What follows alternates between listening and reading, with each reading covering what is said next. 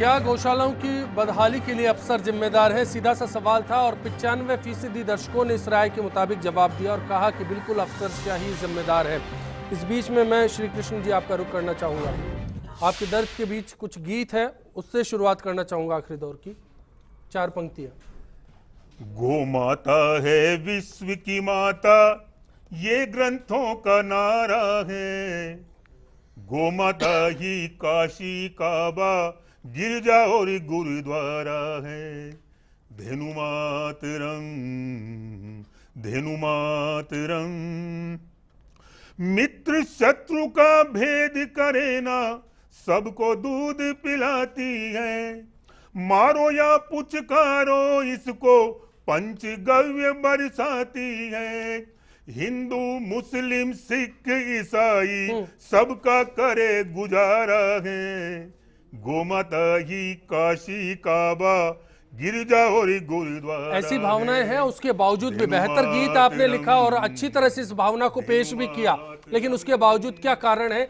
किस सियासत में कमजोरी है कि हालात आज इस कदर जूझने के लिए हो गए हैं? गौरीशंकर जी आपसे भी जानना चाहूंगा, आपका सुझाव क्या है? फिलहाल आखिरी दौर में हम लोग जो वहाँ पे कार्यकर्ता है, जो वहाँ अफसर है, अधिकारी है, कर्मचारी है, उनके अंदर जब तक गौ सेवा की भावना प्रतिष्ठित नहीं होगी, जब तक वहाँ गौ सेवा कतई नहीं हो सकती है।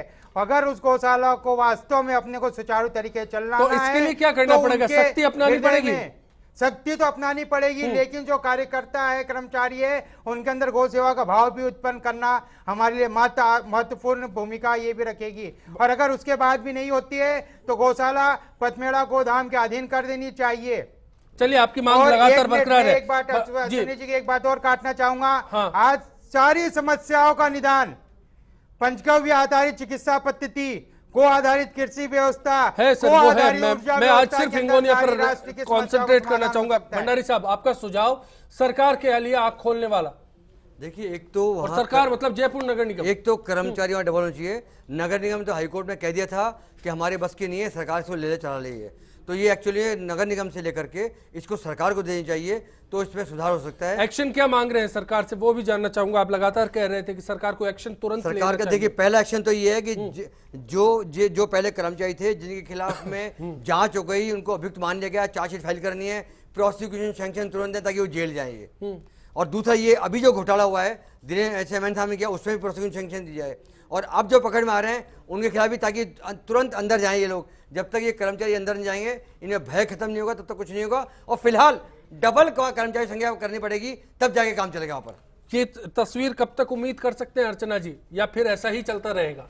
देखिए अश्विनी जी, बहुत ज़्यादा उम्मीद मत रखिए। उसका कारण ये है कि जो सामाजिक न्याय अधिकारिता मंत्री है केंद्र के, उन्होंने ऊना की घटना के लिए कहा कि जानबूझ करके किया नहीं गया। यानी कि वो एक संदेश दे रहे हैं कि आपको स्वीकृति है कि गौरक्षक बन करके, तथाकथित गौरक्षक बन के आप माहौल खराब करिए। गाय को सचमुच में बचाना, इसके लिए कोई आवश्यकता नहीं है उनको, ये महसूस वो नहीं करे। इतना बड़ा मुद्दा बना, आज तक ना मुख्यमंत्री ने कुछ कहा, न किसी प्रकार से केंद्र की तरफ से कोई बात आई कि इस गौशाला के प्रति उनकी क्या भावना है। अब आपने मुकेश जी कह रहे थे हमारी भावनाएं बरकरार है। भावना क्या? इन्होंने कहा कि हमने सस्पेंड कर दिया। आप किसी सीएसआई को, किसी कमिश्नर को सस्पेंड कर देंगे तो उस पर तो लीपापोती हो गई ना। आपको पूरी जांच करवानी चाहिए, भ्रष्टाचार क्यों है, क्यों गौ माता मारी जा रही है। और सिर्फ गाय के नाम पर सियासत करना, हमको ये आरोप लगाते हैं हम सियासत करते हैं। सियासत का मुद्दा तो आपने बनाया, ये तो आस्था का केंद्र थी और रहेगी हमेशा, लेकिन आस्था के केंद्र को कैसे घसीटा जा रहा है आपके राज में, इसके लिए जवाबदेही सुनिश्चित होनी चाहिए। मुकेश जी जवाब दे, हर किसी का सवाल आपके सामने है। आप भंडारी साहब एक आखिर महत्वपूर्ण बात, नरेंद्र मोदी जी जिनके लिए कह रहे हैं मैंने दाढ़ी नहीं कटाई कि वो प्रधानमंत्री बन जाए, तो ये जो इनको भी बताना चाहूंगी कि देश में सबसे बड़ा पिंक रेवोल्यूशन है, मीट का एक्सपोर्ट जो है वो नरेंद्र मोदी के शासन ने 16% बढ़ाया और 16% इंसेंटिव दिया है कत्ल खानों को। ये पहली बार हुआ है। मैं मुद्दे को डाइवर्ट करना चाहता। यही तो कारण है कि गौशाला की तस्वीर कैसे संवरेगी? मुकेश दादी साहब, दोषी मानता हूं। बिल्कुल हो गया, दोष हो गया सर। मुकेश दादी जी प्लीज आप जवाब दीजिए। मैंने इंतजार कर रहा है, 1 घंटा लोगों ने सब्र किया। इसलिए मैं कहता हूं, मैंने भंडारी साहब को भी निवेदन करूंगा, आपके पास इससे संबंधित जो भी दस्तावेज है कृपया करके आप मुझे अब उपलब्ध कराने की कोशिश करें। मैं व्यक्तिगत स्तर पे भी इस काम में प्रयास करके, और मैं कहना चाहूंगा जो दोषी लोग हैं उनके खिलाफ निश्चित रूप से कार्रवाई होनी चाहिए। सरकार इसके लिए दृढ़ संकल्पित है, इसमें कोई दो राय नहीं है। कोई मुकेश दाजी साहब, मेयर नहीं गया जिसके जिम्मे ये काम था, दौरा नहीं किया। आपके संकल्प दादी साहब एक काम करना, दादी साहब एक काम करना, आपने मुझे आप 10 तारीख को हाईकोर्ट में आए ना, ये मुकदमा लगा हुआ है, सारे डॉक्यूमेंट दिखाने आपको। मैं भंडारी साहब, मैं आप 10 तारीख को हाईकोर्ट में बताने आपको। भंडारी साहब, मैंने व्यक्तिगत रूप से मांगे कागज, वो दूंगा ताकि आपको। अरे हो बहुत सकता है बड़ी बहुत सारी बात, चीजें मेरे पास आई हाईकोर्ट में मैं हाजिर आपसे है वो। फोटो स्टेट करके ले लूंगा, और इसमें कोई दो राय नहीं। जो भी इस काम के लिए दोषी, उनको सजा मिलनी आप चाहिए। व्यक्तिगत रूप से करते हैं, लेकिन क्या महापौर को जवाब तलब किया जाएगा? जयपुर महापौर इसके लिए जिम्मेदार है। मैंने कहा ना, अगर इस सारे पशुपालन मंत्री, गौ अभी मंत्री मैं और कहूंगा मुख्यमंत्री पिछले सबकी 6 जवाबदेही साल गोपालन होनी चाहिए। मंत्री रिन्यूअल हो पाएगा। मैं पिछले 6 साल अर्चना जी, अब अधिकारियों पे जिम्मेदारी डाल के लिपापोती कर लोगे। आपकी मेयर थी तब भी ऐसे बोर्ड आपका था।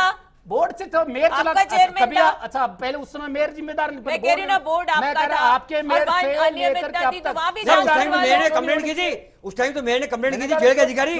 क्यों नहीं उस टाइम तो हुई? मैडम सब उस टाइम की जो मेयर जांच थी करके उन्होंने कंप्लेंट की चाहे थी। देखिए, मेरा ये हमारा मानना है, जब जिनका भी राजनीतिक हो, जवाबदेही उनके सुनिश्चित खिलाफ- नहीं होगी तो ये उसके खिलाफ व्यवस्था सुधर कार्रवाई नहीं होनी चलिए, हिंगोनिया पर हम लगातार बात बरकरार रखेंगे, हमारी नजर रहेगी। हम चाहेंगे हालात जल्द से जल्द दुरुस्त हो। फिलहाल के लिए आप सभी का बहुत बहुत शुक्रिया। आज के लिए बिग फाइट लाइव में इतना ही। सभी मेहमानों का शुक्रिया अदा करते हुए इसी उम्मीद के साथ विदा लेते हैं कि जल्द हिंगोनिया गौशाला या फिर किसी और गौशाला की जो बदहाल तस्वीर है वहां पर सुधार देखने को मिले। नमस्कार।